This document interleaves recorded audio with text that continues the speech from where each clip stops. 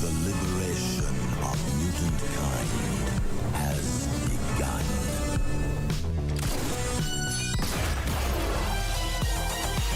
Welcome to the future. Who's this clown? Not clown, Joker. Avengers! Assemble. Nobody tampers with the equipment except Tony Stark. Good idea. United, the Avengers are strong. Hawkeye, hands off. Fool! Have you forgotten my invincible magnetic power? Not this time, Magneto.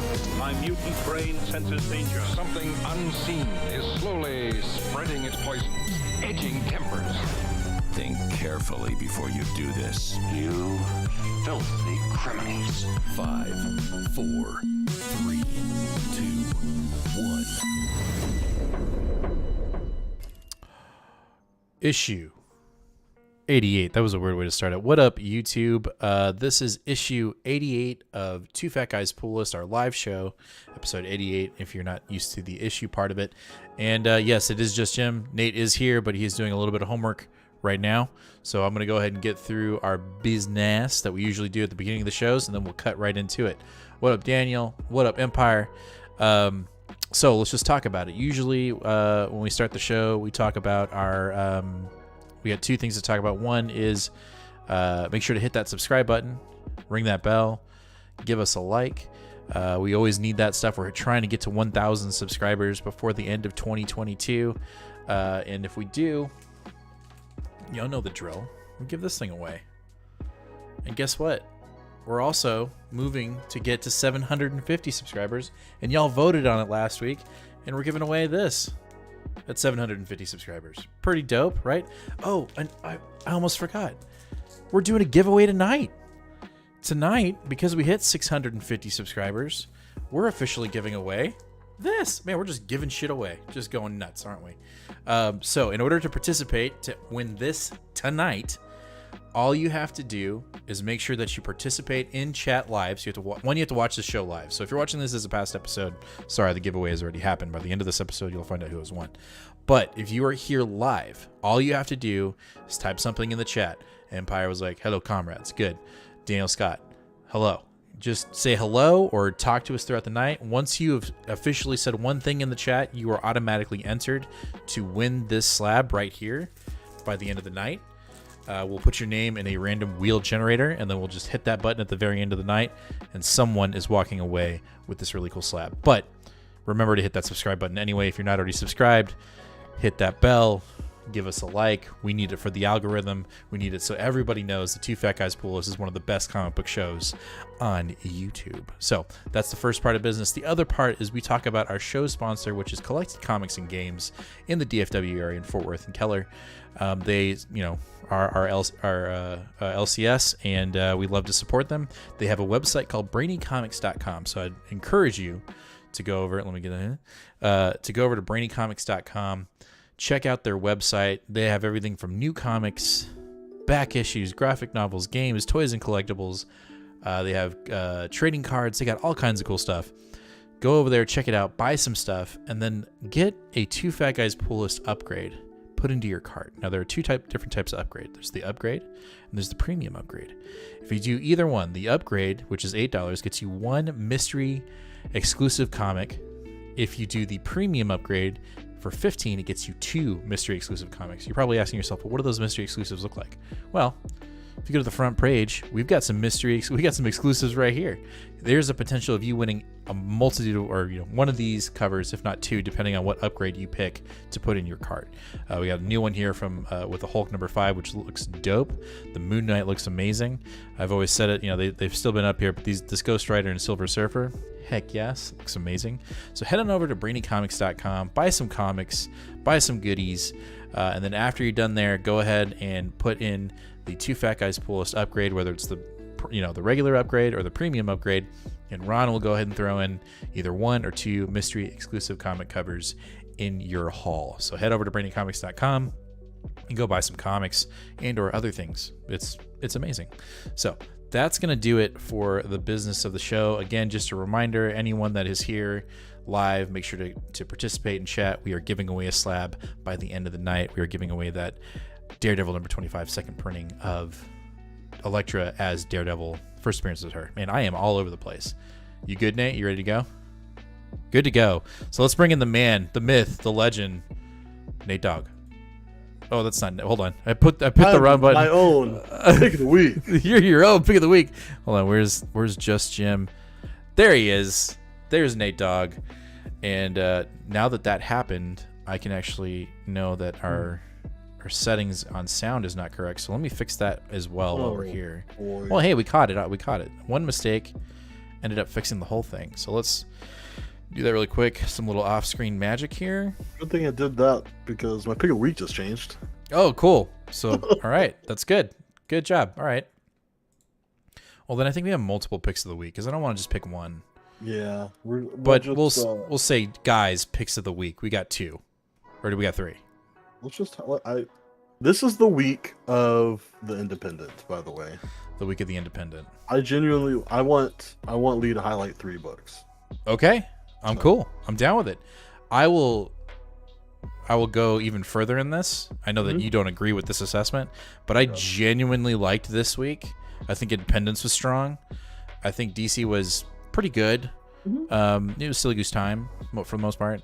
And I really liked Marvel this week. I thought Marvel did a fantastic job. So I'm going to go ahead and give the week.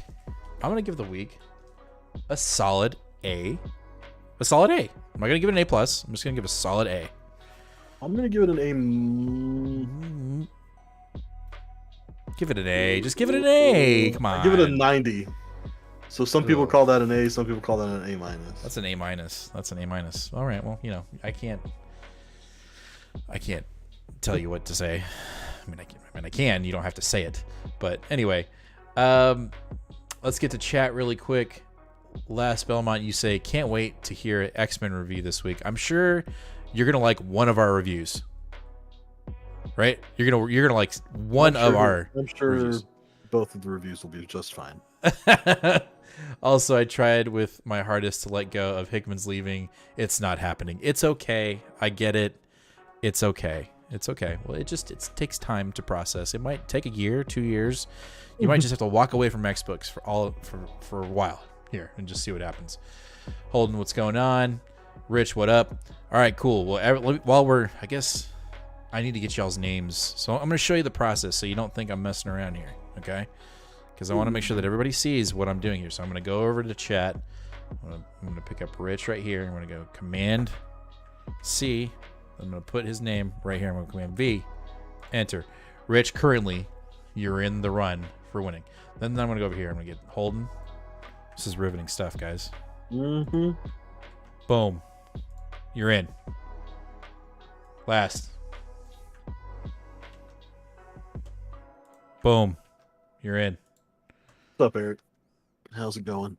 Average Joe. I'm just gonna do Average Joe. I'm not gonna do your full name. It's pretty long. Boom. You're in. Boom, boom, boom. Daniel Scott. Oh, roasted. Boom, roasted. You're in. Empire. I got you. You're in. Eric. I got you. You're in. All right. I think I got everybody right now. Which I agree. What's going on? What? He said he picked up 2 books he was not looking at until last minute. Grimm and 8 Billion Genies. I was not disappointed. Yeah, agreed. I picked that book up and I didn't read it. That is really embarrassing for you. I gotta read it later. So anyway, we're good here. Everybody that is currently... Oh, no. Okay. Everybody that's here is currently in the wheel to win our slab. Let's get to the show. Let's kick off the show. We started with our X books last. Here it comes. X-Men issue number 11 from Gary Jerry and Pepe LaRosse. Wow, he can do his own interior. Oh my God. Can you just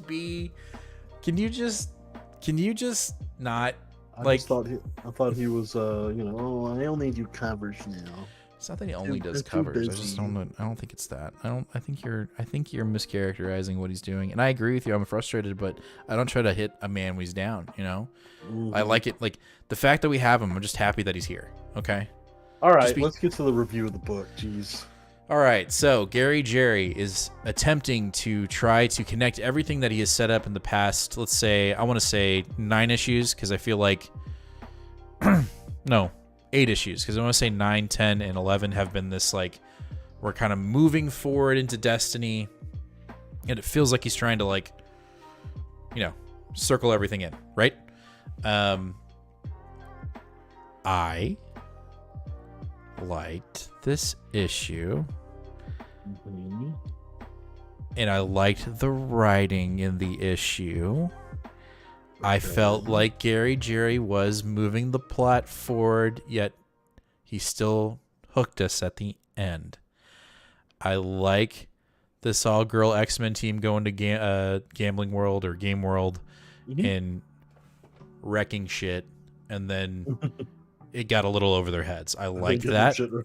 Yeah, they got their shit wrecked instead of wrecking shit. I liked Jean Grey going in there like a fucking boss and just dictating everything until the very end, which we don't know. We haven't seen the bodies yet, right? So we don't quite know what's, but we're sure they're fungi.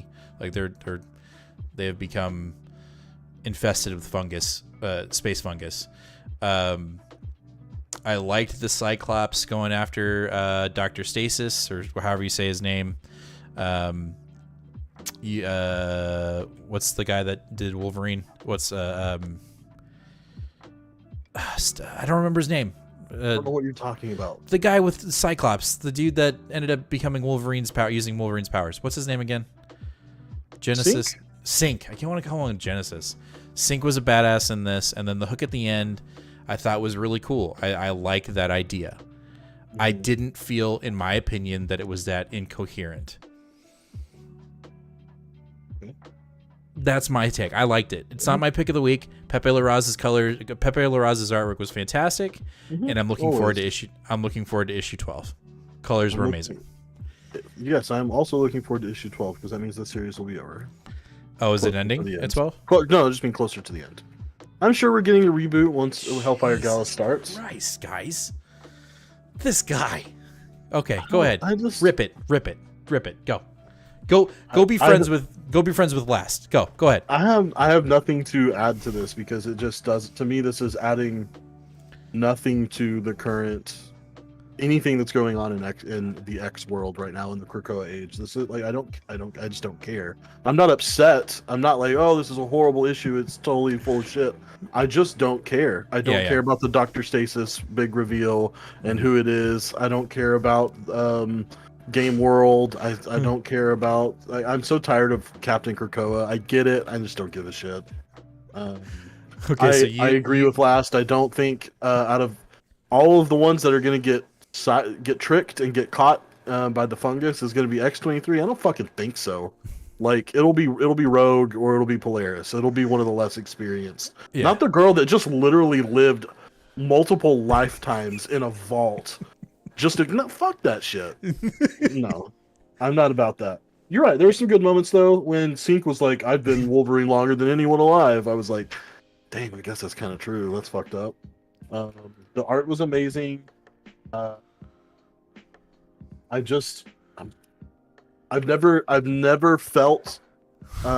This is the centerpiece book, right? This is always sold to us as the centerpiece book, right? This to me personally. This is the book, the number one book that you can not read and be just fine in the Destiny of X era. I think right now Knights of X is more important than X-Men. Not saying whether that's good or bad. I'm just talking about what's important. So, I don't know. Hot take. So, Jaden, yeah, we're over here like arguing, like having a fight, and Jaden's like, "Hey guys, how's it going?" Well, me and Eric will be over here. We'll be on this side where we just thought it was a good silly goose time and loved it, and the artwork was amazing, and it was great. And then you and Lass can be over here, still upset that Hickman's not part of it. And I don't give a shit about Hickman. I literally don't. I am. If you want to know the honest truth, I'm fucking over it. I'm so tired of hearing about it, just because it's like. I know. I'm ready to. I also think it's hilarious that it seems like Hickman's new thing that he's going to be doing, his next big project, is just like 4 pages in minis and one shots with Spider-Man and Midnight. He's like, I don't want to write comics anymore. No, I thought it was fun. I completely understand what you're saying, though. I get it. I completely get it. Like, it's not. It's almost like this is the side book, and the centerpiece book is Karen Gillan's Immortal X-Men, and really maybe that should just be called X-Men. I don't know. Yeah, I mean, maybe I'm letting the name get me caught up too, and that was never that's it. But no, but I think you're onto something. Like, it's the X-Men book, right?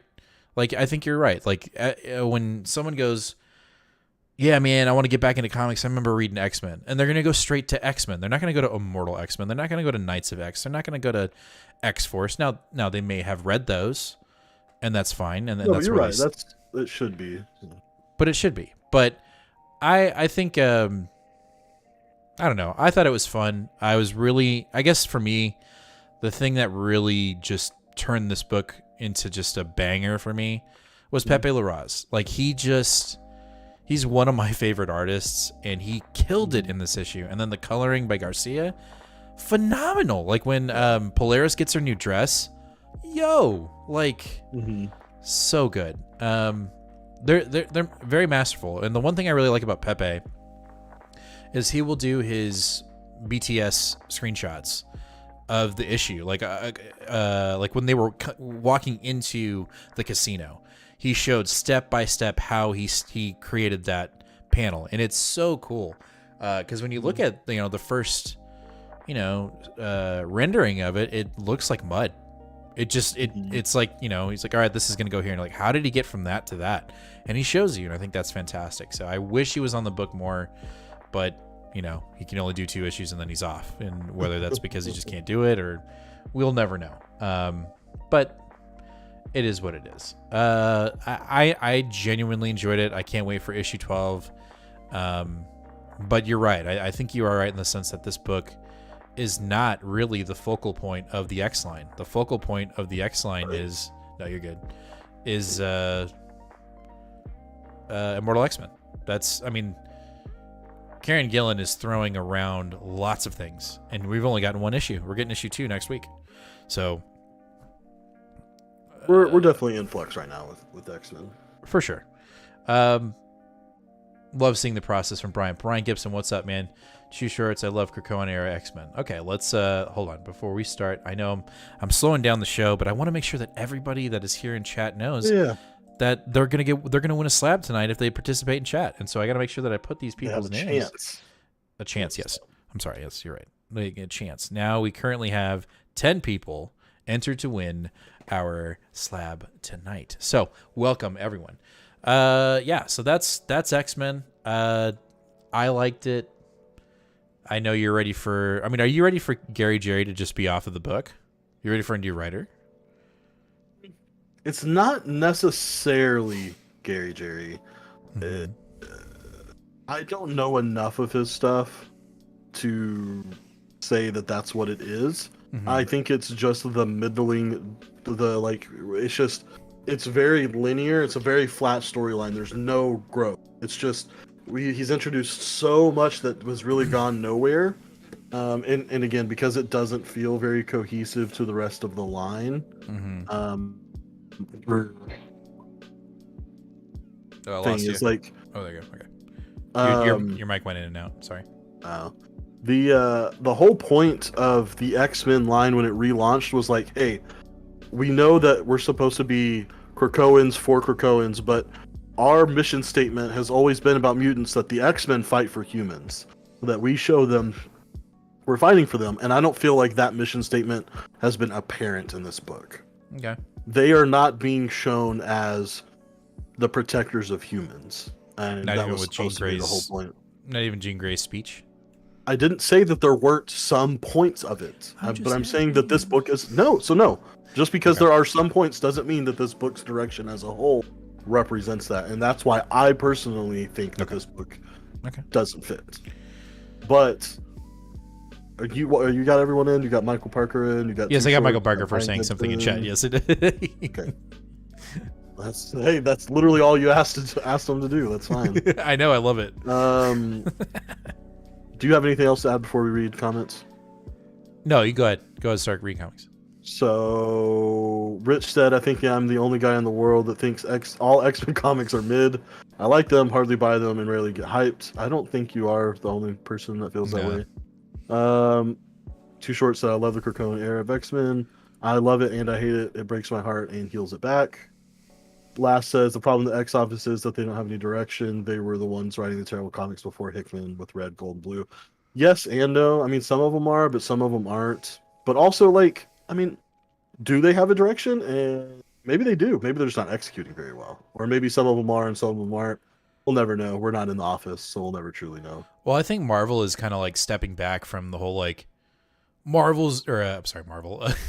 Hickman's in charge of the X Office. This is Hickman's book, right? And then it didn't deliver in their eyes. I'm not saying it didn't deliver for the fans. I feel like Hoxpox delivered, right? I know we're going in a mini tangent. But then we got into like, all right, here's the roadmap. And he wanted to go 80 miles an hour. And everybody else in the office was like, yo.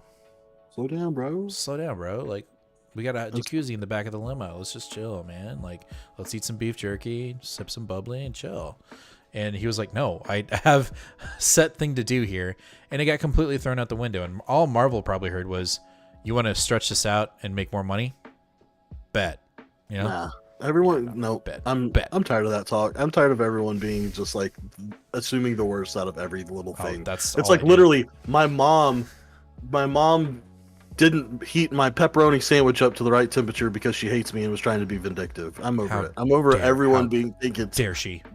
Everyone being victims. We're not victims. They're not trying to fuck us all for every little thing. Like Jerry Gary didn't like put one little tiny line in here and been like, I can't wait to fucking get Nate on this shit. He's gonna hate it. Yeah, that's the internet. That's exactly, you just described the internet.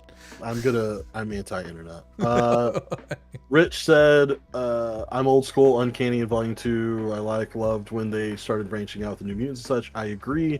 I'm actually rereading. I've picked up my reread of Claremont's Uncanny because I stopped at Inferno, and I'm picking it up, and I'm really enjoying it. I think someone in the X Office needs to write that book. Inferno? No, the Unfairno. Unfairno. Just put my little Italian twist on it. But I actually think that's why I like this era, because we're getting a lot more cosmic-y, and Chris Claremont really liked the cosmic shit. Jaden, good luck with your work day tomorrow. Godspeed. We love you. Watch us. Look out for your email just in case, since you were here, or a comment or something in case you win. Last said, since Hickman left, it's been downhill, sales, and etc. Hickman left probably because there was too many chefs in the kitchen. I think Hickman probably left because he was a prima donna, and people told him that he couldn't have his way exactly the way he wanted it, so he threw a fit. You're supposed to heat the pepperoni sandwiches, Rich. Yes. Some people want them heated. I actually kind of like the pepperonis cold. Believe it or not, you know what's really good? Put the little pepperonis in the freezer. And then they're like a little crispy, just like a little bit of crisp crunch. Are you talking about like a legit pepperoni sandwich? Yeah, man. What? Never had a pepperoni sandwich? Clearly not. I don't know what the hell you're talking about. Well, that's because you didn't grow up poor. Okay. And then last said he sold wild numbers during his F4 and Avengers run. Yeah, I mean, yeah, but like expecting him to be able to repeat that, I think, is probably one of the reasons why he busted out so quickly and didn't like it, is because everything didn't go quite that way, and he was the only one writing those books, and so he didn't have to worry about stepping over people. And Marvel, whether they were doing it as a money grab or just because X-Men's the most popular fucking comic ever and they wanted to give as many books a chance as they could, they spread it out too much, and his vision was overrun. All right, let's get going. Trail, what's up? How's it going? Trail. Will you enter Trail into the I already got it. I got him in while you were going off. Perfect. I'm going off. All right, let's move on. Hey, let's go on to a book I enjoyed. All right, Hulk versus Thor: Banner of War Part 1. Hey, I liked X-Men. Anyone that liked X-Men, don't feel bad. Like, I didn't hate it. I didn't hate it. I just You heard it. He was like, I hate this book. I'm gonna burn it. I'm gonna use it for when my heater goes out. It's gonna be my heat. Jesus. Hey, Blade. What's up, man? Blade, we'll get you in there in a minute. Hulk versus Thor, Banner of War Part 1. Donnie is back. Also, Donnie's back. To that Gary Frank cover, I thought that was gross, so I went and got the Ron Lim cover. Oh, nice, dude. Yeah. I pre-ordered that one, though, because I knew it was going to be... Like you were poo-poo. Anyway, Donnie's back. That's all I got to say. Donnie is finally back. Donnie never left. No, he never left, but I'm just saying we were just kind of thick in the weeds, and we never got back to, like, just having fucking fun. Let me take that back. It's not that we're not having fun, but Donnie has set up these two characters, whether it's Hulk that feels a little quicker than usual, obviously, and then we've had Thor for a while, and he just let them go at it, right? And it's happened 1,000 times, but to see Donnie do it, I think was really fun. Our artist, how do we say the name? Kokulo. Exactly how it was. Anyway, yo, props. If you want to, if Nick Klein or who's on, or if Otley are like, you know what, I need a break. Yo, come in, sub in. I know that's very odd to hear for us saying that because we bitch and moan about not having consistent artists on books. You are welcome anytime. Amazing work. I'm just going to go ahead and say, I think Kukula did a great job, but I think that the absolute star of this book is the Matt colors. Wilson. Yes, you're right. Because, again, Kukula's lines are great. I'm not taking anything away from him, but like, I was looking at this book, and if you look at it from like this far away, and you're just looking at the overall picture, this looks like the Thor book from Nick Klein, like the first arc, because the colors are exactly the same, and it's not just the colors, but it's like the depth of feel to it as well.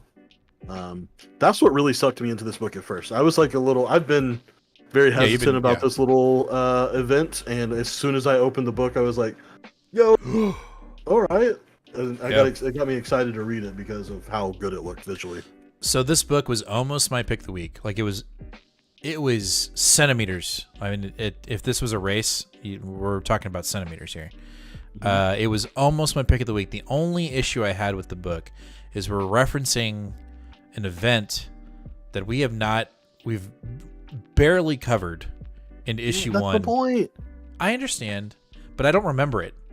You're not supposed to remember it. No, I don't like that I had to go on the internet and be like, yes, I did. Wait, you had your X-Men thing. Let me just get this out.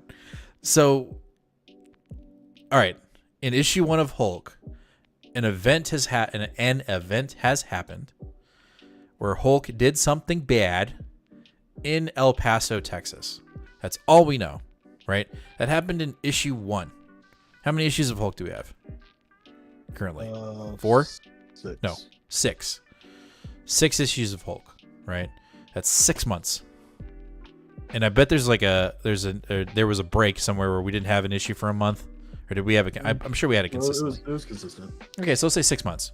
Okay, 6 months, and we've only heard of El Paso once, right? And that was at the beginning. It's mentioned more than once. When? It's mentioned more than once. If you want me to pull the books out, I will. But it's do it, please do it. Because if I'm wrong, then maybe this is my pick of the week. Okay, the point is I don't remember what the fuck El Paso is, and then we get into this book and it's like, we've got a body count from El Paso. 10 people died, or how many people died? I don't even remember how many people died. Sure, 10. And I'm reading going like, all right, we're on Cartoon World. We're smashing heads. What the fuck happened in El Paso? I don't even what's El Paso? And I literally had to get online, type in what happens in El Paso and Hulk. Oh, back in issue 1, first page, Doctor Strange is like, all right, let's everybody talk about El Paso. I'm like, I don't remember that. Other than that, this book was fantastic. I thought it was good. Smashing skulls. I enjoyed it. I thought the artwork was fantastic. Coloring was great. I don't care if I'm wrong. It was. You're wrong. It's okay. It's not unexpected expectation for them to assume that you remember that part. To remember that it was a cursory thing that you didn't need to know information about. Well, I wanted though. Like, if you're gonna mention it, it makes it seem like, hey, you should know this. Like, why would you talk about it if we're not supposed to know it? The point is to make you go, oh, what is this? I don't know what this event is. What is this about? What happened? But all it did is it made me confused. I don't like that. You can have it. Let's read the chat. Am I wrong, chat? Am I just dumb?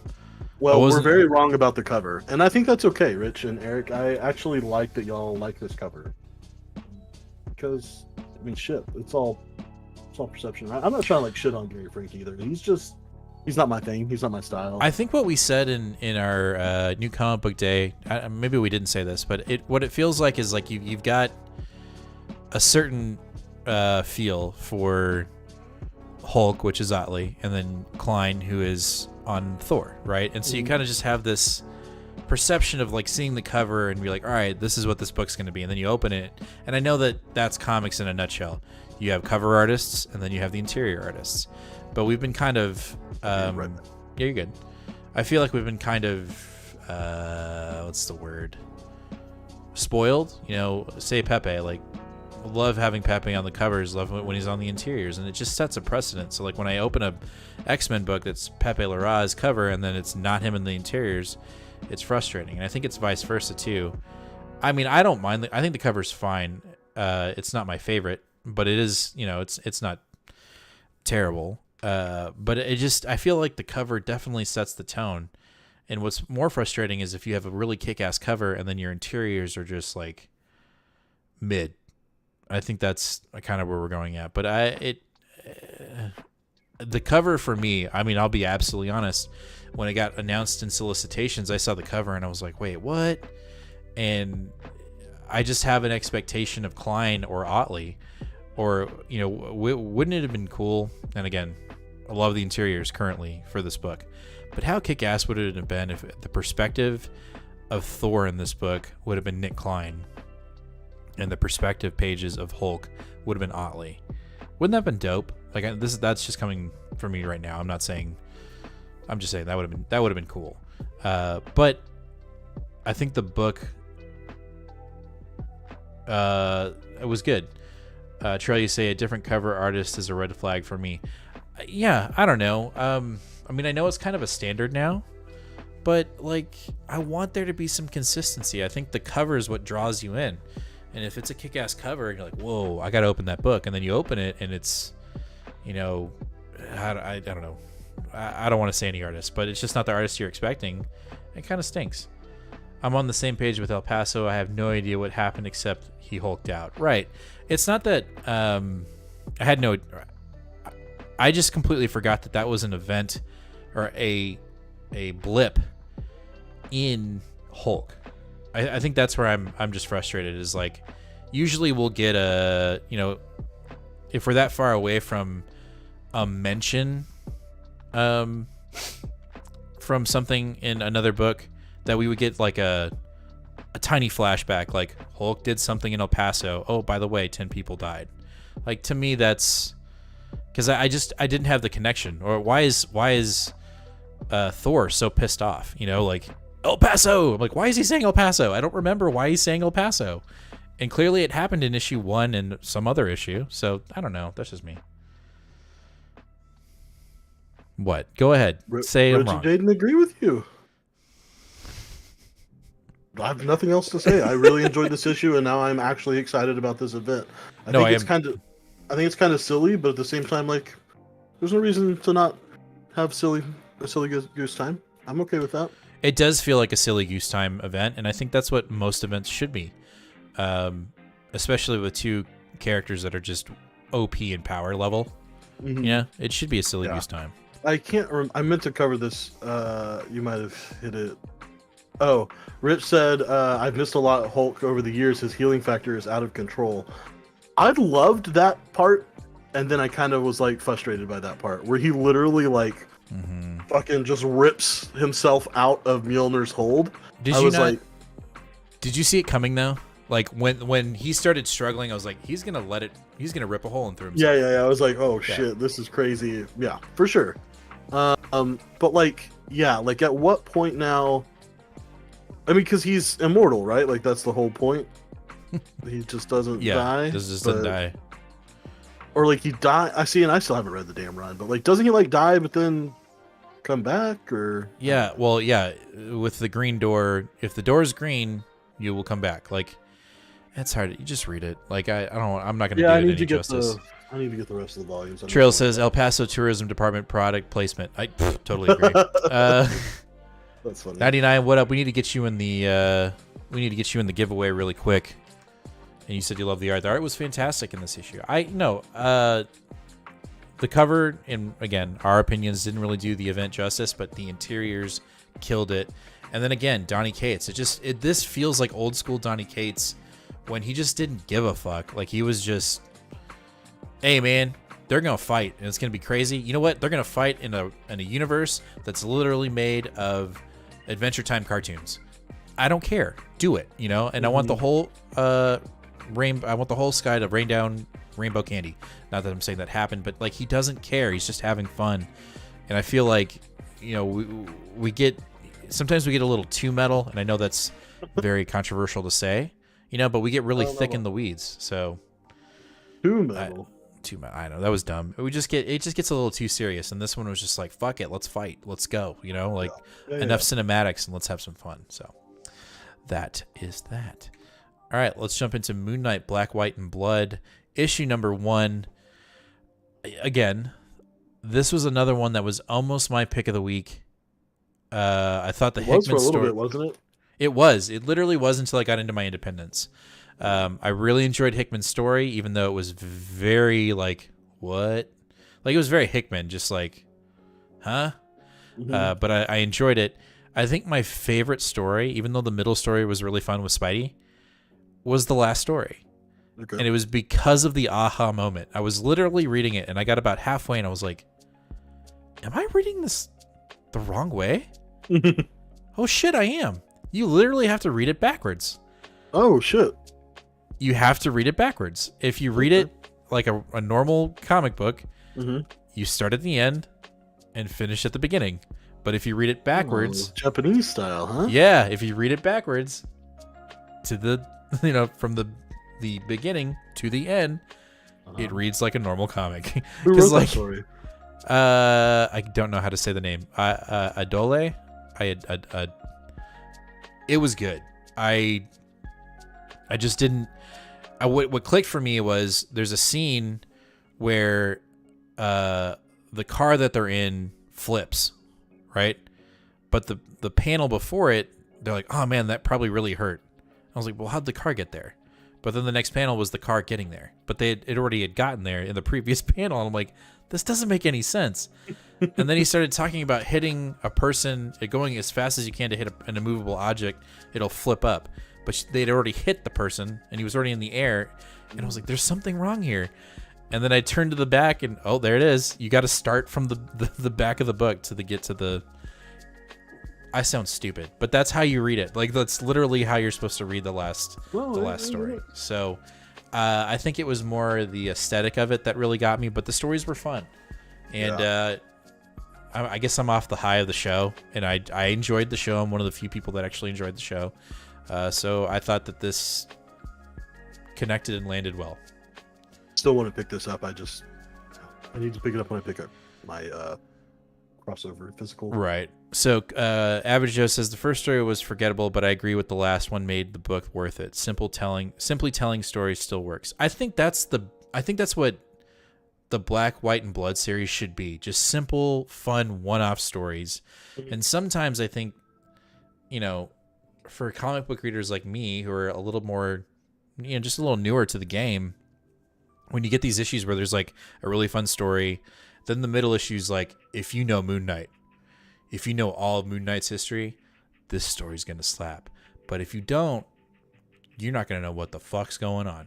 And that happened a lot in like the Wolverine ones. Like there were storylines from the 90s that I was like, I don't know what the hell's going on. Yeah. Or even, you know, the 80s. So I overall really enjoyed it. And this was almost my pick of the week. I will say this is the cover of the week for sure. Oh, really? Well, I don't have any of the, I didn't buy any Grimm exclusives. So, yeah. Anyway, that's that. Let's move on because you didn't Shorts, read it. Neither one of us read the Electra Black, White, and Blood. But if you say it's good, I'll definitely check it out on Unlimited. For sure. Average says, I read the story backwards till the end / beginning, then read it again the right way. Yeah. I got about a quarter of the way, or more than halfway, and I was like, nah, dude. Like, I'm dyslexic, and I'm kind of going like, this is how my brain works. Something's wrong. So, all right, let's move on to Shang-Chi, issue number 12. He's got the rings. Does he make the move? Does he go evil? Almost. Almost. This is a clear wrap-up to get to the new number 1 with Shang-Chi and the 10 rings. It kind of wrapped it up almost too quickly. It was almost like, hey, we got to rename this book, so let's just wrap it up. Give him the rings. Let's go. That to me is a little frustrating, even though I know like issue 1 is basically issue 13, or issue 1/13 is actually issue 19. I don't even remember. Yeah, keep up with that lineage, legacy numbers. Overall, I enjoyed it, but it felt a little rushed. So yes, is Shang-Chi 10 Rings going to be on my pool? I'm picking it up. Shang-Chi has definitely been a book that I have enjoyed, and I haven't committed to the pull. And I still won't now because we're getting a name change, and let's see if the direction still stays the course. If it kind of drifts, it might be dropped. But as of right now, I will be checking it out. But it felt rushed. But he gets the rings, defeats his grandfather. Everyone kind of goes their separate ways, but the rings follow him to the mortal world. So he will have the rings. So rejoice. Still Marcus Toe on the art? Yes. No. Yes. Sorry. Let's jump into DC. Batgirls, issue number 6. What'd you think? I actually think this is the best issue yet, maybe? I would agree. Yeah, it was. I think that... Later, Jaden. Have a good night. Get some rest. Cluden and Conrad sort of heard some of the, not complaints, but just sort of like very light criticism of... Comments. Of the comments of things being a little too sprawly, and like we having a bunch of different bad guys and like who's going on with what. And then this issue really succinctly boxed it all together and got it in. I was really happy with that. So yeah, I mean we've got our same team on this, which is nice. Corona doing the art's always amazing. So we basically get what is it, Spellbinder or Spellcaster or Spell something? Spellbinder. Spellbinder? Gets taken down at the same time that Tudor gets taken down. It turns out the Spellbinder has essentially been brainwashing Tudor, controlling him through a painting, sort of whatever. Yeah. We see Tudor's face and it's all fucking gnarly, like zombified and stuff. Yeah, that's gross. But we get some fun character moments. Babs gets to show off a little bit by taking care of the big baddie by herself. That was probably my favorite part, just her just being a total badass. Like, that was dope. Yeah, and then so we get all that kind of wrapped up, and then you get to the end, and you're like, well, shit. I did think it was kind of amusing that this panel is awesome. This whole page panel of the car exploding. I thought it was really funny how bummed out Cassandra was that the car blew up. She really liked Bondo. Well, I mean, it stinks that they had to fit in that page that Robin or that Batgirl actually didn't die, but it would have been so much more effective if like they had drawn, because like you can obviously look forward and see like, oh, she didn't die, but like if there had been another page and then you had to turn the page to see that she actually lived, I thought it would have been a little bit more effective. Like in put reading an ad it on that page. I see what you're saying. Put an ad on that opposite page and then Yep, I think you're right. I think that whoever designs the books missed an opportunity. Misfire there, yeah. But then you get to the end and you think, oh shit, like the Batgirls are finally on the up and up. Like the reporter is talking good about them, because that's the whole thing. They've been slandered since Fear State. And the reporter's even talking good about them and stuff. And then you get a hint of what's her name? Watch the Seer. And it looks like she is breaking into their apartment. Well, it looks like she's taking over their television, and they're like, "Oh shit!" And then she's like, "Actually, I'm right here." Like walks in the front door. You're like, "Oh shit!" Like that's not good. And then she's like, "And actually, I need your help." And I just super wasn't expecting that. It's a pretty easy twist, but still, I thought it was a lot of fun. Yeah. This whole, we say it every month, or at least I say it every month that this book comes out. I love Bat Family. Batman's fun, but I love Bat Family even more. Especially getting to see some of these characters on the periphery, and right. Yeah, this series keeps doing the fun stuff that I enjoy. No, it was good. Just don't change the artist. Like whatever you do, please. Yeah, no, I really do think that Jorge Corona is the heart of the. Like if he goes, this book's fucked. Like I'm just saying it now. I really think that's true. Trail said, I read the first several issues of Shang-Chi because I wanted to support Team Yang, but I don't think this is for me. I understand that. Yeah, makes sense. And Average Joe said, I'll binge Shang-Chi on Unlimited before the next book starts. Yeah, I still need to pick up I have the second trade. I need to read that, and then when the third trade comes out, I'll determine if I'm going to go singles or stay trade. Determine. You must choose. All right. Next up, we have the Jurassic League, issue number 1 from Philip Kennedy Johnson and Gideon. No? Didn't like it? Daniel Warren Johnson. What did I say? Philip Kennedy Johnson. Daniel Warren Johnson. I'm sorry. But I didn't pick this up. You didn't pick it up? Mm-hmm. Oh. No, it was the last minute. Just Wow. All right. Well, let's just not talk about it. No. All right. Superman, Son of Kelly. Stop. The Jurassic League. I liked it.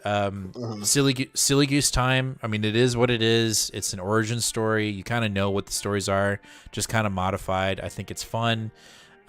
Props to the artist. I think he does a great job of, bringing to life Johnson's vision. I think they go well hand in hand. Some pretty brutal stuff. You can definitely tell that Daniel Warren Johnson is a wrestling fan. He just is. He likes the suplexes. He likes the flying elbows, and I'm here for it. And it kind of dawned on me why I think he wasn't on the artwork, because of seeing someone getting suplexed. And he's writing an independent book right now, writing and doing the artwork, and probably doing the coloring for his wrestling book for Image Comics. So I have a feeling that's why he's not on the artwork. I'm not saying that's an excuse. I'm just saying that's why he's not on it. But I thought it was fun. It's a silly goose time. There's nothing wrong with that. Yeah, nothing wrong with it. I liked it. I thought it was fun. It's just, everyone's dinosaurs. Like, why? that just sounds bad. Like, as a kid, if you're a kid, you're like, yeah, Batman's dinosaur. Fuck you. If you say otherwise, like, it was good. I thought it was fun. It definitely has the vibe of Daniel Warren Johnson, and the artwork does. The artist does a great job of bringing that to life. And I don't know if he's copying it, but I think they just work well hand to hand. Like, if this duo needs to be brought in for something else, I think it's worth it. Well, and Spicer does the coloring on this too, right? Mike Spicer? I think so. It says it on the cover there. Cover by Daniel Warren Johnson. Yeah. Okay. So, he's the guy that always colors Daniel Warren Johnson. So, it's going to give him that feel automatically. So look at that. Our one of our brand ambassadors, Eric, has said everything about Jurassic League sounds so dumb, but it's my pick of the week. Daniel Warren Johnson can do no wrong, it seems. Great art too. Yeah. If we were doing this as like Marvel pick of the week, DC pick of the week, this would have been my DC pick of the week. Like, it was just fun. Just super fun. Is it a child's book? It is not. It is not. Don't give it to your kiddies. Here. Ready? Let me just show you this. The Joker, the Velocijoker or whatever, in his cave has created a tree filled with humans, dead bodies. Yeah. This is not a kid's book. It's bloody. I mean, it's not a kid's book. It's not for the kiddos for sure. Yeah. But it's fun. I mean, I'm Joe, right there. I was right there with you. I had the book in my hand for a long time. It was just like I had a couple extra books. I actually had a trade that I had already picked up that week, and so I was just like, I get it. It totally makes sense. You know what? I think you should. If I don't know if I'd say get it in trade, but I think it's worth it. It's a lot of fun, and with what's currently going on in the DC universe and where we're about to go, where we have a lot of questions of like, well, how does this work? Like, how does this person exist when they're in this book? And this is just like, you know what? Fuck all that shit. Everybody's dinosaurs. Okay, cool. Let's go. You know what I mean? To me, it's just like, I just need it almost. I'm not trying to compare them this much. I'm not saying they're on equal footing, but with Beta Ray Bill, right? We were just like, yeah, like metal, sci-fi, let's go. Same thing here. Metal, dinosaurs, let's go. That's what it is. Excuse me. Like a little tickle on my throat. Tickle and just pickle. I would give it a shot. If anyone has any doubts and they're like, you know what? I got an extra couple bones. Let's do it. I'd pick it up. It's only 6 issues. Let's see what happens. Yeah. I got you. Superman, Son of Kal-El, issue number 11. Issue number 11, dude. I want to know. I want to know your opinion first. Yeah. Just above mid. You know what I mean? Shocker. Batman doesn't trust anybody. Okay. Okay. Explanation to kind of quell our thoughts about John's boyfriend. Okay. The Gamora superheroes have explosive devices in their head. Kind of already knew that already, and John kind of knew that already, but now it's completely confirmed. Okay. Lex Luthor and the President of Gamora are now going to elevate and execute killing John quicker now. Okay. I mean, it wasn't bad. It just wasn't, for me, it wasn't. I still feel like we're kind of treading water. I think that's what it is. The past couple issues, we've been treading water, in my opinion. Tell me I'm wrong. I know I'm wrong. This is the best issue of Superman since it started. I'm not telling you you're wrong. I just think it's funny because this is X-Men all over again. I just think the book just hit us both very differently. Okay.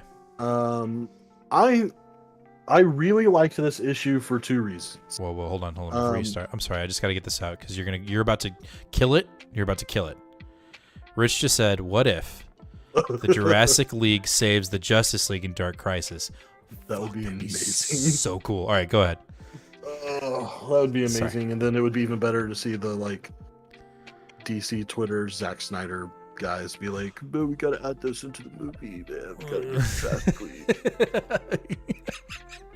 All right, Superman, Son of Kal-El. Yeah, I enjoyed this issue for 2 different things. 3 different things. I feel like one complaint that you've had for a few issues is the windiness of the plot of this book. Where exactly are we going? And I felt like this book had a pretty firm linear direction. I don't feel like it was very windy. I feel like it was like Gamora's creating superhumans to kill superheroes. It is directly affecting our DC superheroes. We need to stop it. So that's the first one. The second one is, I think this issue did a wonderful job of integrating John into the general everyday of DC Comics right now.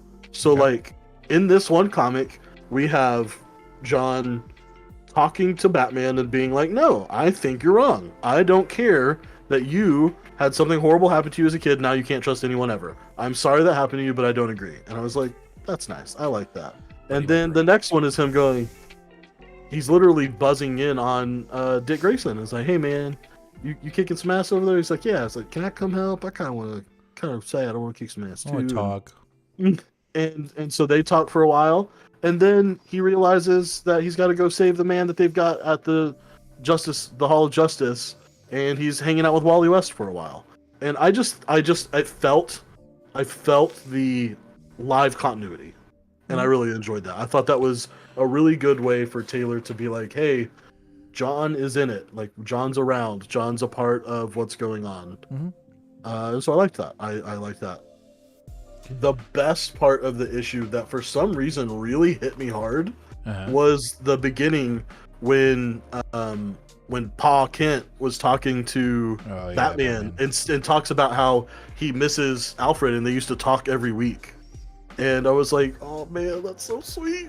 It's like, yeah, like who the fuck else was I supposed to talk to, Batman? Who else in this world understood my life like Alfred did? Like, what other old geezer raised superheroes that are the strongest people in the world? Like, yeah, of course we fucking talked, dude. Like, of course, like, I know all this shit, and of course you don't know everything that's going on. I don't know. For some reason, that to me was like, this is an instant iconic conversation. Like, I think we're going to refer to this conversation multiple times in the future.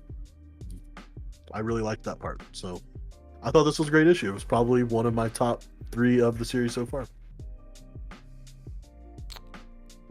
That's it. That's all I got. No.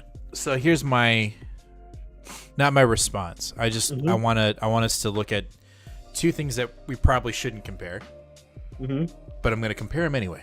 Oh God. Iron Man we're reading. 19 issues. Right? 19 issues of Korvac. Of deep feel Iron Man, deep feel Tony Stark. Right? Consistent storyline. You know, we're not dropping Korvac until issue 20. Right. And out of all those 19 issues, there was probably one that we were like, right? The 2 issue Stiltman mid-run arc. That was, we were like, what the fuck is that? But then it got back, and I feel like even at the end of it, it makes more sense now. But yeah, correct. Currently looking at this 11 issue run, I'm not talking about John. I'm just bored of the Gamora storyline. And you know what? Like 19, if you would have told me, hey, 19 issues of Iron Man, we're going to have Korvac, I would have been like, yo, count me out. You know what I'm saying? And I feel like right now it's like, hey, we got this Gamora thing, and I'm reading it going like, I want to be more excited about this, but I'm not. Now, John as a character growing and kind of like dealing with shit, yeah, I love that. Don't get me wrong. I think that's awesome. But I think Gamora for me is just kind of, it's lost its edge. I liked in issue 10 where we're like, hey, don't trust your boyfriend. I was like, oh, we got something here. And then we get into issue 11. It's like, oh, do we have something here? I don't think we do. I think we're just getting to the issue. We're just trying to tug you along to get you to issue 11, in my opinion. Now, the conversation that you're talking about between Bruce and Papa Kent, yeah, that was dope. I liked that a lot. Makes total sense. And yeah, that was where the book, I think, had the most impactful conversation and meaning. Give me more of that, I guess. But that's just me. Yeah, I think this series is very much your X-Men for me. It's just I think it's probably already lost you, and it's gonna have to do a number to get you back in full, like. I mean, I'm still gonna. Yeah, no? I'm still gonna. I'm saying for your enthusiasm to be correct. There. Yeah, I'm still gonna pick it up, but yeah. Joe says, I mean, you said it perfectly. The conversation with Batman and Jonathan was the best part of this issue. It felt deep. I'm here, haha. Hey, Patty. I was just starting to read. I don't even know who said it. Made a last-minute decision to go to the movies and see Doctor Strange by myself, and it was decent. Hope all is well here. I need to see that. I still have not seen it. We do too. Yeah, I need to see it. It's all the talk, good and bad. Hey, Patty, I didn't know if you know, but we are giving away a book right now, and you have committed to chat, so I'm committing you to the Wheel of Slabbery. Okay, let's move on. Next up, we have Image Comics crossover, issue number 13, from the great one, the man himself, the one and all, the one above all, the Donny Cates. This is our pick of the week. That's the gas. Pick of the week. Part 1. Part 1. We ain't done this in a while. We have not hooked up on a book together. Donnie, dude, you're so deep. Like, you're so deep, dude. The ability for him, at least to me, there are going to be people that are going to, especially some really bad Twitter people that are just going to eviscerate him for this issue. But I think that he did a really, really good job of putting his heart on the page pretty like delicately, or like intensely, what am I trying to say? Like, really put himself out there, and also at the same time sort of deflated anyone that's going to be able to try to talk shit about this book. No shit. By saying, like, by literally mocking himself, by being self-deprecating, and by saying, like, hey, this was never about me. Man, that's what she said. Yeah. So for anyone that's not reading this book, just know by this point, it's literally impossible for us to talk about this book without spoiling literally everything. So just know that.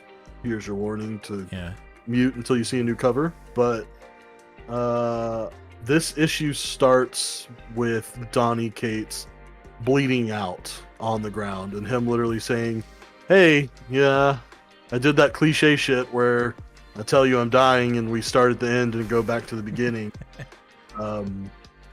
And yeah, I mean, there's not a ton of plot progression in this book. There's literally just pretty big at the end. I'm just saying we don't get a long distance of plot. But yeah, I mean, we still get a good amount of wrap up. But yeah, I mean, the main director of the prison basically decides, fuck this shit, I can't trust anyone, and he goes and gets in a big mech suit. At the same time that our, heroes are fighting against our villains, Ellipsis and Ryan, and Donnie, Ryan, and the Powers duo are fighting the church Priest. dad and Negan. Yep.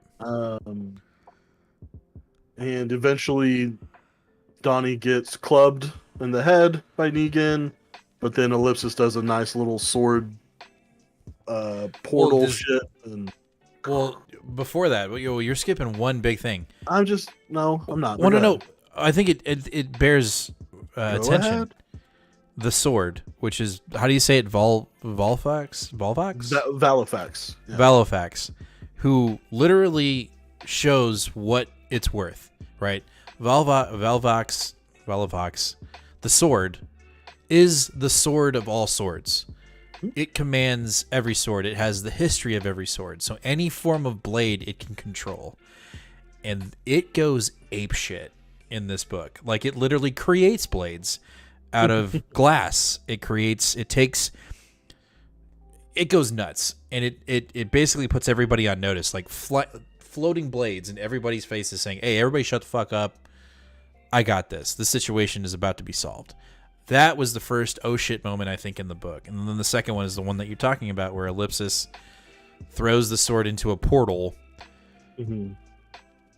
going through Negan and Donnie at the same time, because Donnie, gives the okay to say, hey, look, this isn't my story anymore. I am the sacrificial lamb. We need to save the day. It was badass. And there's a lot of connectivity in this book. If you're not very familiar with Donnie Cates' work, his independent work, then I think you're going to be lost. But I think that's the beauty of this, is that every issue gives you an opportunity to read not only Donnie's works, but other creators within the Image universe and outside of it, I think, to go get familiarized with it and read good content. And I think that's one of the pillars that really works with this book. And obviously, you're making money off of it, but that's the whole point. But it gives you the chance to go digest all the other work that Donnie's done, all the other work that anybody other, Chip Zdarsky or any other writer that has been featured in Crossover. This is multifaceted in the sense of what it's trying to accomplish.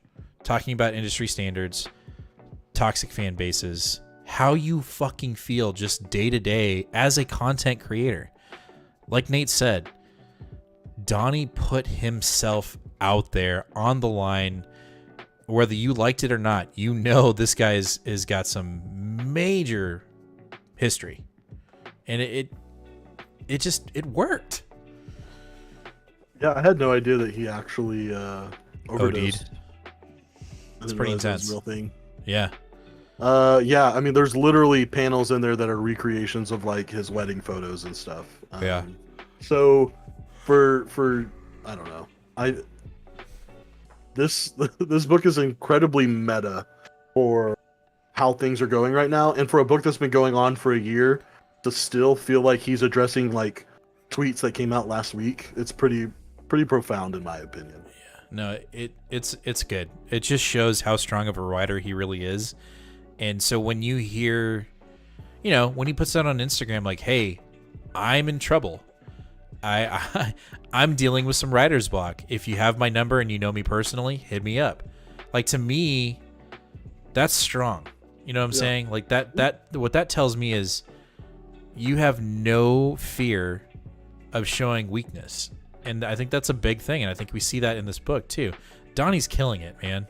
And he references his literal second chance at life in this book. Bravo, dude. Bravo fucking O. Like, this book is just so good. And it's my pick of the week. I think this is like the third or fourth time that Crossover has been our picks of the week in some form of fashion, whether both of us or one of us. And I strongly encourage picking up, if there's a trade currently of the first 10 issues or whatever, or 5 or whatever. There's 2 trades, yeah.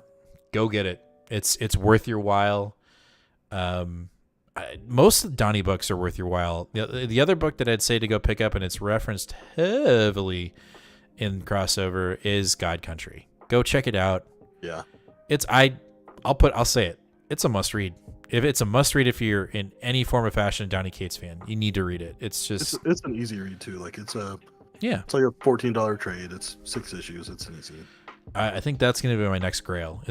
I am officially calling it. I am going to hunt for cover A first print God Country floppies. Ooh. I'm doing it 1 through 6. It's happening. It's so expensive. It's going to be expensive. The volume 1 is already out for the trade, and volume 2 comes out June 8th. So you can get caught up quite quickly. That'll cover the first 13 issues, and then the next issue 14 doesn't come out, or it's technically Crossover number 1 3D special. I'm actually looking forward to that. That comes out June 22nd, so you can get 100% caught up too. Nice. And just a reminder, this is our pick of the week. That's the guy. Part 1. Pick of the week. Part 1. That's important to know. All right. 8 billion genies. Tell me about it. All right, I thought you were going Nocturne first. I don't. No, it makes sense. It makes sense. Alphabetical. I got it. Yep. This book, I'm gonna need help. So I know there's a few people in chat that read this book and really enjoyed it. Please chime in with what you thought about this book, because there is a very, very je ne sais quoi about this book that is really hard for me to speak on. I don't know. It's so basically we see the story is a kid, like a young kid, maybe 12, I think he is 10, is sitting at a bar with his passed out dad, talking to the bartender, and while a band sets up to play where there's like no one really in the bar to begin with. And it's really just the conversations between this band and this kid and the bartender, which are just really weird, like really human conversations. And then all of a sudden, boom, these genies just appear out of fucking nowhere. And they're all like, hey, hi there, I'm your genie, and I can grant you 1 wish, and, you know, be careful what you wish for, or something like that. Like, you know, just, you'll receive 1 wish, not 3. You can wish for anything you like. Be careful when you make your wish, for your intention will be reflected in how it is fulfilled, which is important. And then we get like this first page where it's literally like the first 8 seconds. So 8 is, by the way, is a whole thing. Like the number 8 is a very big deal here. I'm not sure why yet, but It's called 8 Billion Genies. We get previews for the 8 first seconds and then the first 8 minutes. This series is 8 issues long. The next issue tackles the first 8 hours. So okay, that is important for whatever reason. And right off the bat, the bartender's like, just like throws down his wish and is like, I wish that no wish made outside of the bar can affect this bar or anyone that is currently inside of it. So like one of the band members, the girl, she's outside. She wishes that one of her bandmates would fall in love with her, but she's outside the bar when the wish happens, and so it doesn't work. Oh, and no. So she goes in to talk to him, and he's like, what the fuck? Like, leave me alone. And she's like, wait, you're supposed to be in love with me. And then he's like, wait, did you fucking use your wish to make me fall in love with you? And he's like, that's not consent. That's horrible. So we get a glimpse, a little bit of a glimpse of how are people going to use these wishes. And I think that's kind of what this book is going to be, is a little bit of a commentary on human nature and on how how people are going to use these wishes. And I really enjoyed the book. I enjoyed where it was going. I enjoyed the art. I thought it was pretty cool. And I just wasn't quite sure. I wasn't 100% there until someone just finally decides, fuck it, like we need to go outside and like let's see what's going on. And literally it's been 8 minutes. And it's going to be hard to see, but this is the panel. This is what it looks like on the outside. A man is impaled on a rocket ship. There's a guy walking around on a dinosaur eating people off the street. There's a man running so fast that his legs are caught on fire. There's a dude in a mech robot suit shooting a laser beam through somebody. There's a big country bumpkin in a giant truck running through. Filled with gold. Filled with gold, yes, to the brim. There's a man who is as big as a mountain in the background with a UFO as well. So as you can see, what the fuck? Like it's quickly on this. I want to cover Rich's comment real quick. He said it was great to me. I thought the bartender was immediately my favorite. I completely agree. Obviously, he is smart with his first wish because the chaos outside was exactly what I thought would happen. Yes. The guy that used his wish to be a giant was my favorite. He looked like such a menace. Yes. Stefan, by the way, I got you in the giveaway. You were in the giveaway. But yeah, like we see a bunch of people, like we see a woman in Arizona wish for more money than she knows what to do with. One woman wishes to be able to teleport and instantly teleports away from her husband. One old woman wishes that she could walk again, while her husband wishes he was young again. So like you can already see the implications of something that could go wrong there. Yeah. One like punk girl wishes that her parents would burn in hell and they literally burst into flames. Shit. Yeah. So there's obviously a pretty meta commentary about what's going to happen and how all of this is going to play out. I'm super intrigued. I don't know. I find it very hard to explain why it was so good, but this is I'll probably, unless it tanks, I'll probably just go ahead and put this on the pull list and get all 8 issues. Okay. All right. Charles Soule is quickly becoming one of my favorite writers. The majority of what I read of his work was Star Wars based at first, and actually still is, but whenever I read his Star Wars novel and was like, okay, this motherfucker knows how to write. Now anytime I see, and he works with Snyder on Undiscovered Country, which is like one of my first independents ever. So anytime I see his name, I'm picking it up, and yeah, I think it's a winner. Nice. I'll have to check it out. Big Fern, what's up, man? We're gonna. Oh, this is pick number 2. This is pick. Number 2. So then there's gonna be 3 picks then. That's what I said. Okay, hold on. Fern, I'm putting you in the. We were doing a giveaway tonight. If you didn't know, so you are in the giveaway for our slab tonight. Thanks, so welcome, Thanks for joining us. Thanks for joining us and watching. We appreciate it. So this is Nate's second pick. That's Nate's pick of the week. There it is. All right, let's move on. We got Grimm, issue number 1 from Boom Studios. Is Noctera in here? Did you skip it? God. Let me double check. Oh my God. Okay, well let's. We got a rookie here. We can go over it quickly, honestly, unless you have. Here's something Noctera, issue number 10. Yeah, I got it. I still don't like the granddaughter being the narrator. That being said, after we got past her, the world is past that and the actual action with our legit main character and Blacktop Bill, I thought it was really good. Yeah, I thought it was a really good issue. I loved how much lore that we got in this issue. We get to see a ton more like behind the scenes and stuff. Tony Daniels' artwork is fucking fantastic. It has been this whole series. Does it seem like this is the penultimate issue though?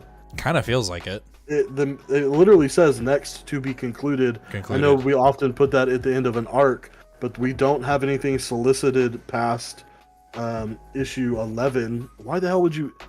If it ends at issue 11, I am going to be frustrated. No, I have the theory. There are 12 issues because the Blacktop Pill one shot. So if you were to collect it, it'd be 12 issues in one. I literally had that thought. I hate that. I hate that. It's what's going to happen, I guarantee. Why is the series so short? Why? Why? Because they told the story they wanted to tell. What up, Ronnie? I guess that's true.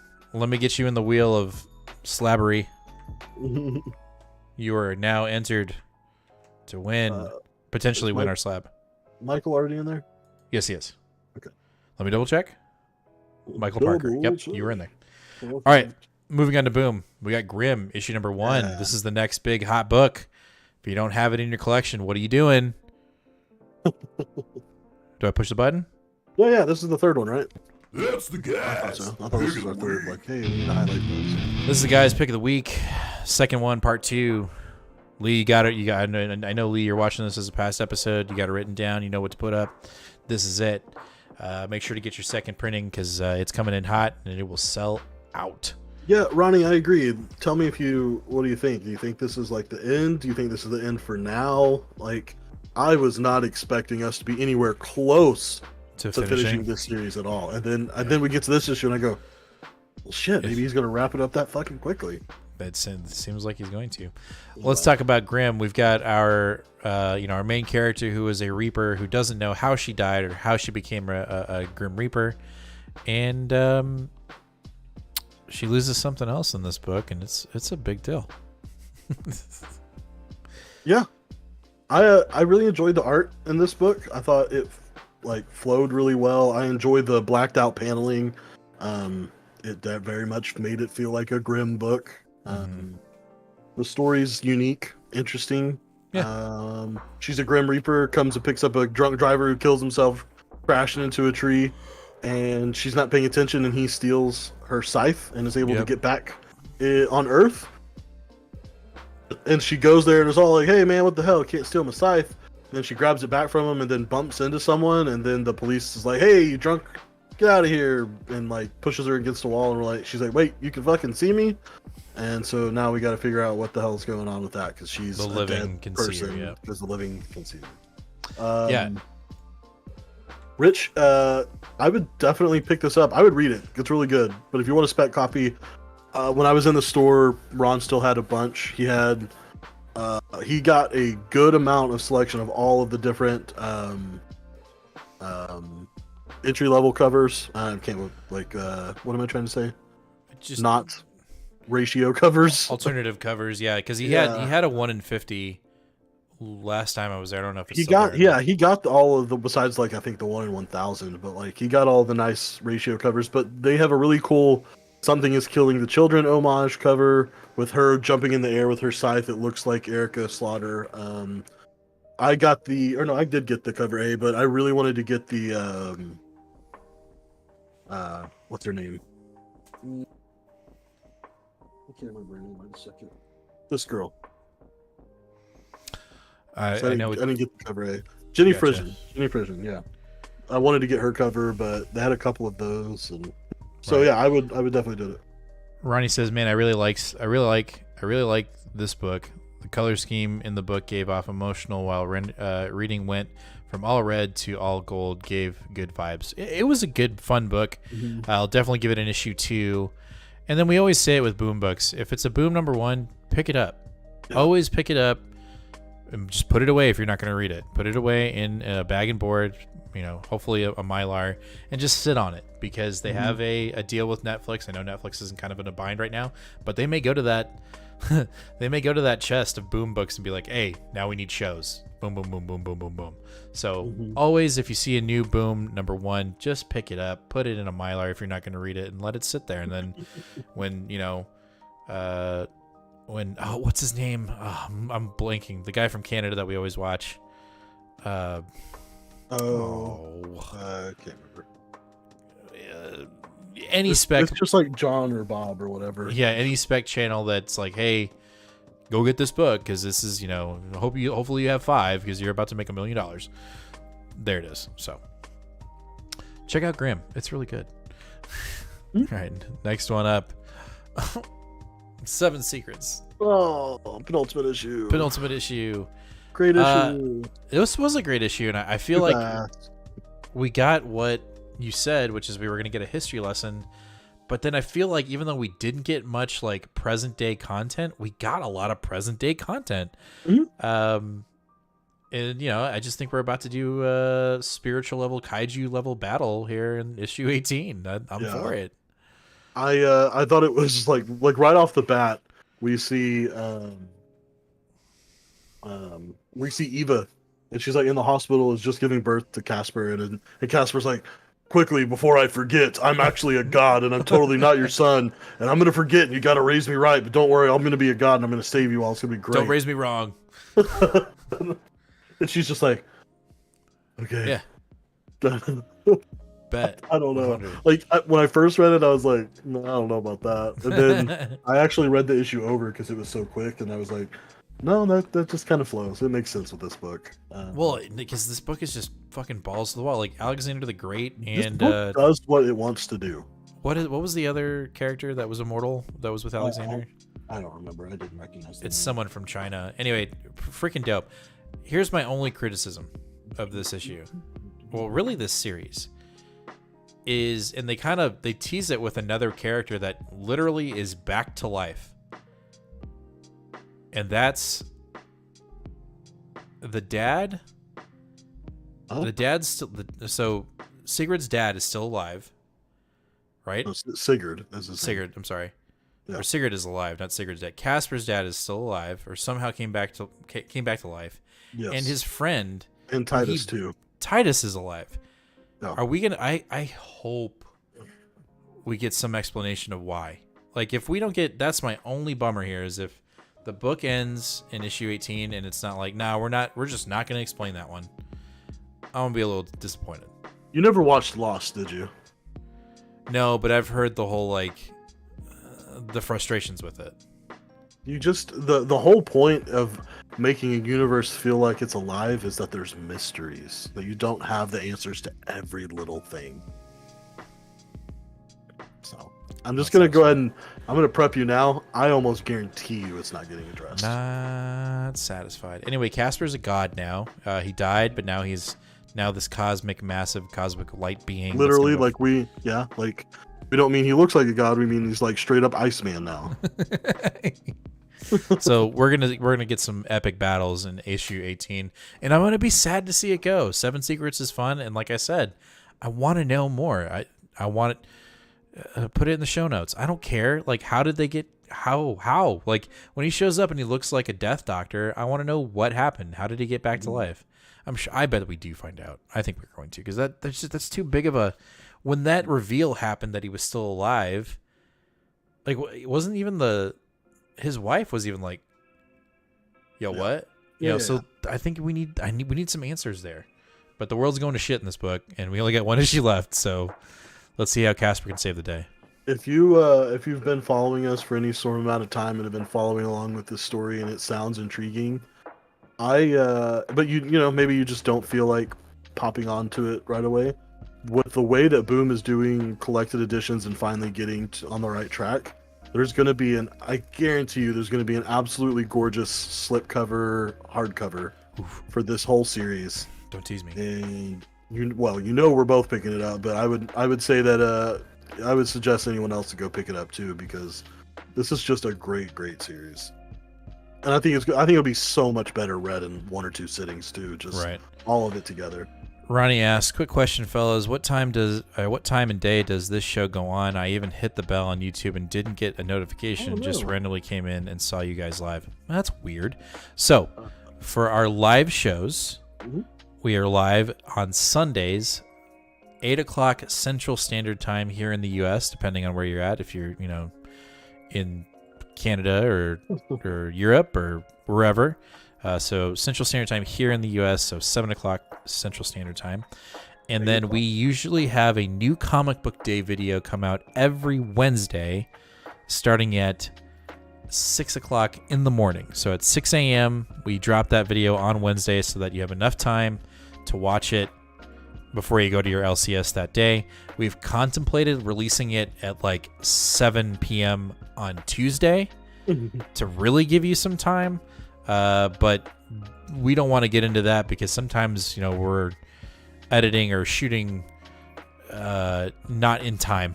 We're actually shooting on Tuesday. We've been really good lately. But we have been really good. We've been actually shooting a week in advance.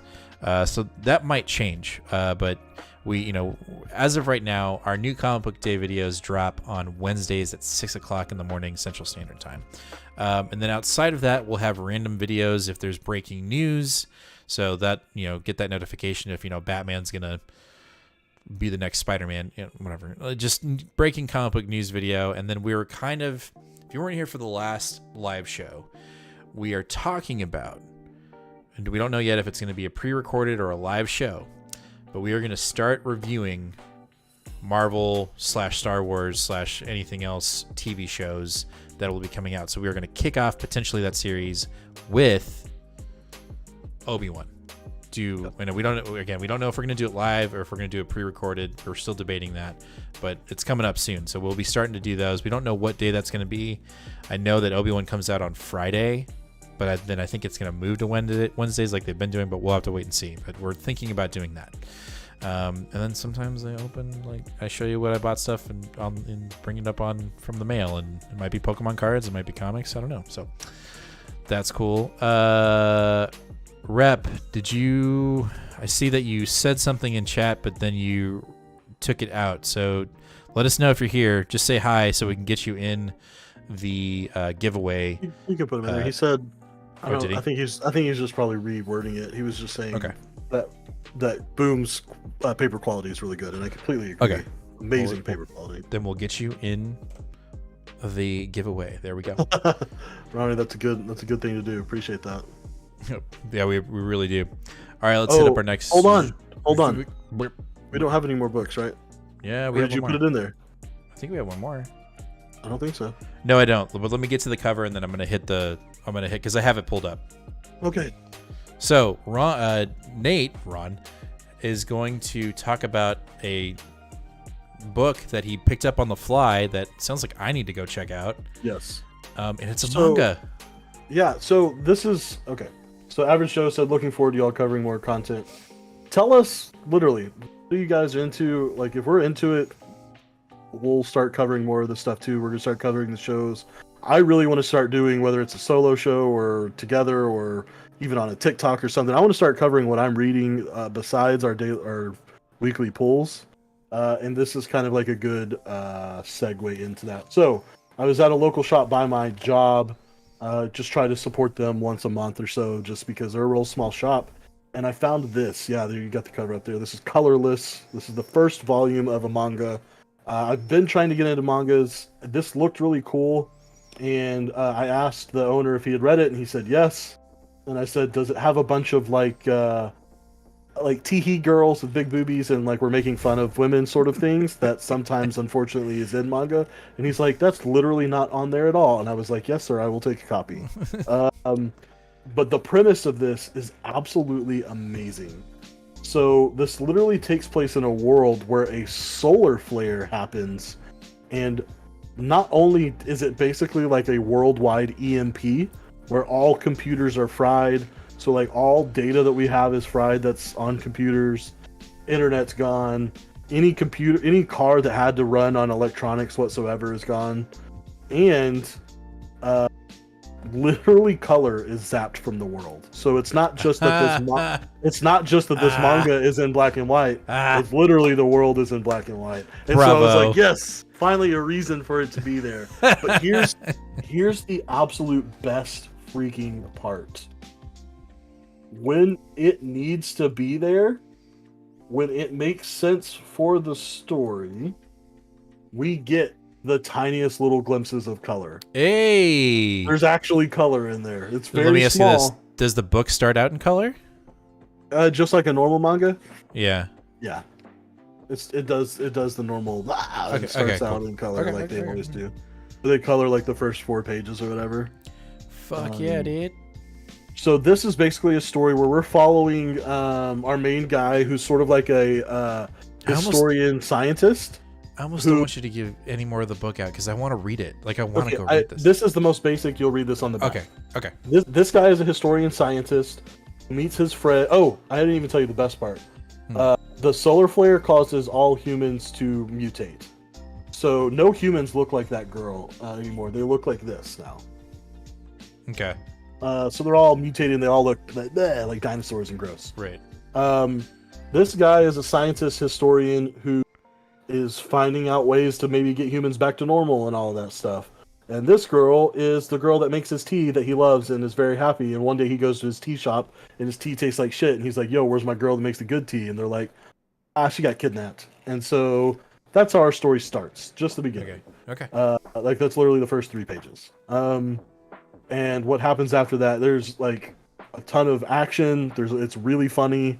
The art in it is awesome. It still has a little bit of the manga problem where it's like super up close and you can't really tell what the panel is, but overall I would say this is one of the best mangas I've ever read in my entire life. Super amazing.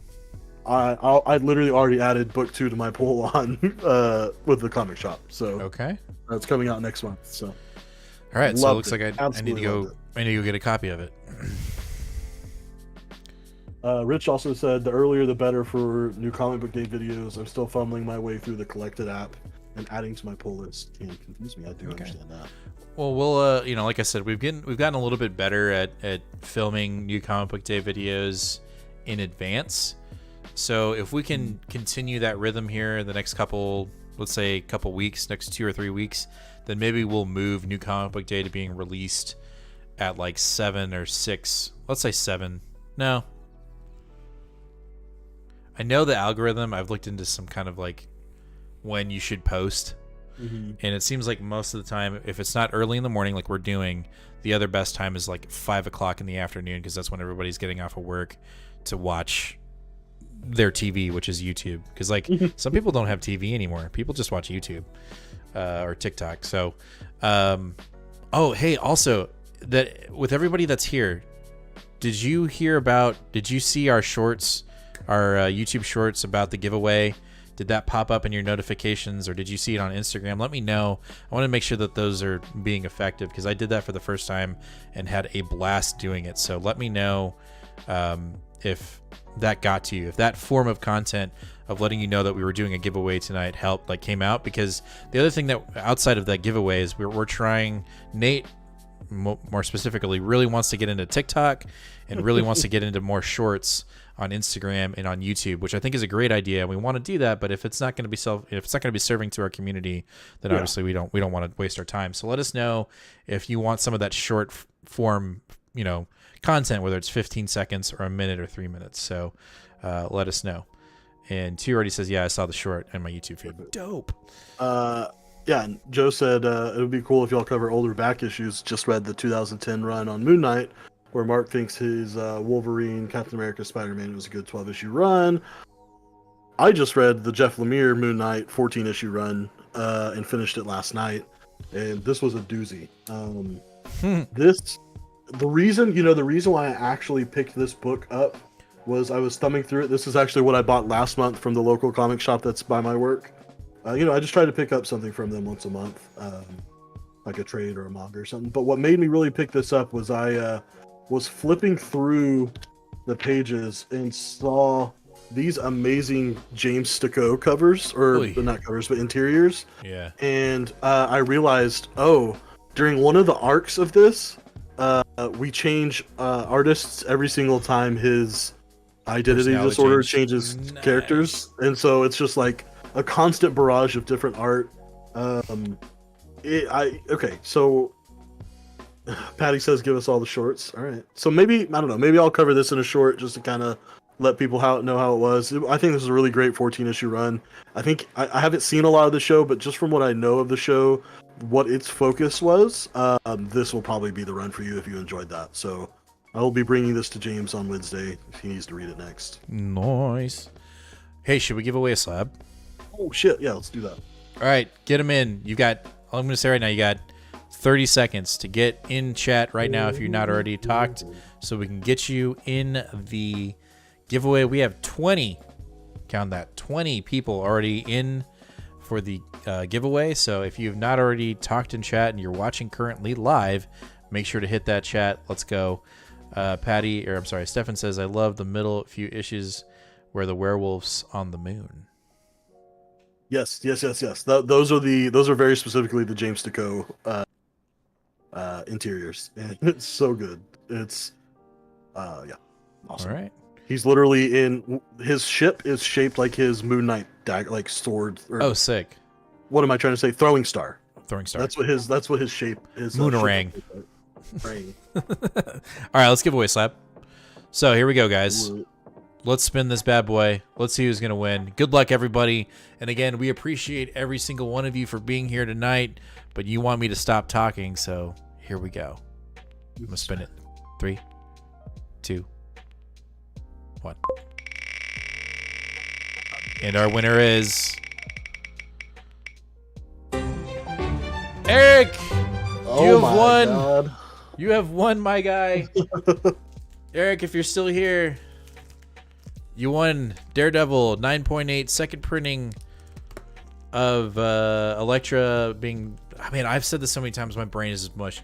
You have won the CBCS 9.8 graded Daredevil number 25, second issue, first appearance of Elektra as Daredevil. Here it is, my guy. We'll bring this straight to you. We know you're a local guy. We will drop it off at the shop. Ron will hold it for you. He will have it for you. Congratulations, guys. All right, well, before everybody leaves, remember, we're not just giving away one more slab. We got that slab coming up for 750 subscribers, and currently, the last I checked, we're at 663 subscribers. So we have been on a roll. We've been on a tear. Let's get to that magic, or not magic number, but that the number of the beast, if you will. We're almost to 666. But when we hit 750 subscribers, we're giving away the second printing of Silver Surfer Black issue number 1 with Null on the cover. Yo, this is a big book to give away at 750 subscribers, guys. So if you're already subscribed, thank you so much. If you're not subscribed, or you know somebody that's into comics and is looking for a show to watch, throw them our way. Tell them to hit that subscribe button. Tap that bell or ring that bell. Give us a like. Let us know. Let the algorithm know that everybody needs to be watching Two Fat Guys Pull Us, because we're the best show ever. And that's it, you know. I mean, we're not saying don't go watch anybody else's show. Go watch their shows, but just let them know that Two Fat Guys Pull Us is the best, because that's what it is. But we'll see you guys Wednesday for New Comic Book Day at 6 o'clock Central Standard Time in the morning, and then we'll see you live again here next Sunday, where we'll review next week's books. And man, do we have it might as well be new X-Men book day, because we've got 5 issues, right? 5 X-Men books next week. Jesus. So last, if you're still here, it's gonna be a great one. But we'll see you guys all next week, and as always, guys, take care of one another, take care of yourself, be kind, and we will see you guys in the next one. And as always, fam, read more comics. We'll catch you guys in the next one. Later. Yeah, Eric, you won, bro. You did it. Yes. We'll see you guys later.